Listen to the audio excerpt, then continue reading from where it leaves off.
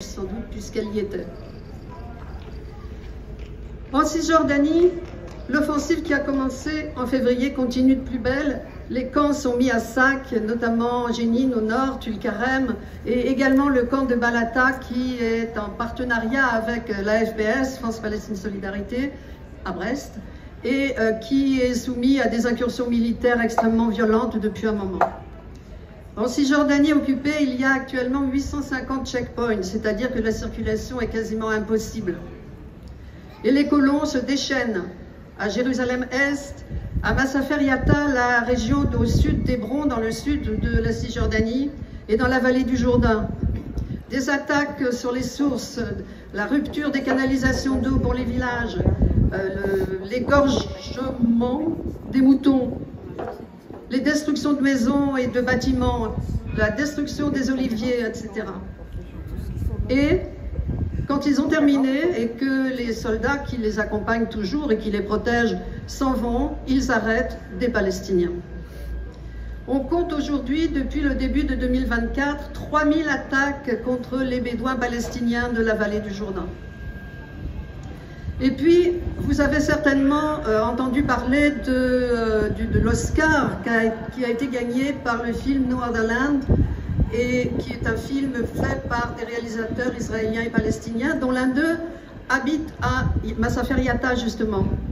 Eh bien, l'autre jour, il a été attaqué chez lui par des colons qui ont pénétré dans sa maison, qui l'ont battu comme plâtre, et quand il a réussi à s'extraire des mains de ces voyous, et qu'il a pris sa voiture pour se rendre à l'hôpital, les soldats qui étaient là l'ont sorti de la voiture et l'ont arrêté. Son collègue israélien, Yuval Abraham, a déclaré: un groupe de colons a attaqué la maison de Hamdan Balal. Alors qu'il était blessé et ensanglanté, des soldats sont entrés dans l'ambulance qu'il avait appelée et l'ont arrêté. Ça, c'est le quotidien des Palestiniens de Cisjordanie occupée. Au Liban, vous avez sans doute vu que les bombardements ont repris. Toute la banlieue sud de Beyrouth a été soumise à un écrasement par les bombes israéliennes les jours passés. En Israël, ça commence à bouger un peu. Enfin, ça bouge déjà depuis longtemps contre Netanyahou, mais pas contre la guerre. Là, ça se déplace un petit peu. Les manifestations commencent à exiger le retour au cessez-le-feu, le retour à la trêve. Et une énorme manifestation est appelée pour ce soir. Donc on verra ce que ça va donner. Mais pour l'instant, Netanyahou refuse tout net de se plier à la volonté populaire, en fait. Et il s'en prend aux responsables du Shin Bet, les services de renseignement intérieur, qui sont en train d'enquêter sur tous les manquements israéliens du 7 octobre.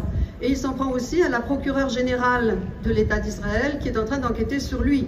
Lui qui est accusé de nombreuses malversations, qui doit passer en procès. Et comme par hasard, moi, je l'ai dit déjà l'autre jour, c'est le lendemain de l'attaque, donc du 18, qu'il devait se présenter au tribunal. Et évidemment, ça a été reporté. Dans le même temps, ils envisagent la création d'une administration particulière pour le départ volontaire des Palestiniens de Gaza. Je vais faire vite. Aux États-Unis, la répression est totale. Sous le régime de Trump, vous savez que les libertés fondamentales sont piétinées tous les jours, de manière générale, et en ce qui concerne la Palestine tout particulièrement, avec des retraits de visa, des retraits de carte verte pour des étudiants qui, dans les campus, manifestent leur solidarité avec le peuple de Palestine. On parle actuellement d'un véritable maccarthisme aux États-Unis, notamment sur les campus. Et en France, eh ben on vient de voir Bardella et Maréchal parader avec Netanyahou et puis des ministres d'extrême droite en Israël. On vient de voir aussi un grand raout fasciste à Paris, organisé par Elnet, qui est un réseau de lobbying de l'Union européenne, avec Retailleau et Valls en invité, en guest star. C'est honteux. Et dans le même temps, les interdictions de conférences se multiplient, la criminalisation du mouvement de solidarité se poursuit de plus belle. Le représentant du gouvernement français, dans une conférence de presse, quand on lui demandait alors à quand les sanctions, il n'y a rien d'autre à faire, ils ne vont pas s'arrêter tout seuls, il faut leur imposer d'arrêter. Il a dit non, non, non, pas de sanctions, nous privilégions la diplomatie.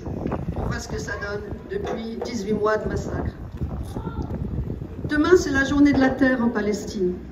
La journée de la Terre, c'est la commémoration d'un événement qui déjà avait énormément posé de problèmes en 1976, quand des manifestations de Palestiniens d'Israël avaient été réprimées dans le sang par l'armée parce qu'ils protestaient contre le vol de leurs terres.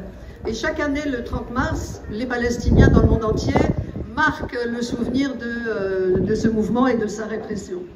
Et donc, à la veille de la journée de la Terre, nous avons des revendications. Nous demandons l'arrêt de l'annexion de la Cisjordanie, la fin de l'occupation, de la colonisation et de l'apartheid, l'application sans réserve des décisions de la Cour pénale internationale, l'entrée immédiate de l'aide humanitaire, l'arrêt des livraisons d'armes et de toute coopération militaire, la libération de toutes les personnes détenues, que ce soit en Israël ou à Gaza, la reconnaissance par la France de l'État de Palestine dans le cadre du droit à l'autodétermination du peuple palestinien. Nous demandons aussi le retour des réfugiés palestiniens en application de la résolution 194 des Nations Unies. Et puis, bien sûr, la fin de l'impunité d'Israël et des sanctions tant qu'il ne se conforme pas au droit international. Nous demandons aussi, bien sûr, l'arrêt des agressions contre le Liban et la Syrie et la fin de la répression de la solidarité avec le peuple palestinien. Je vous remercie.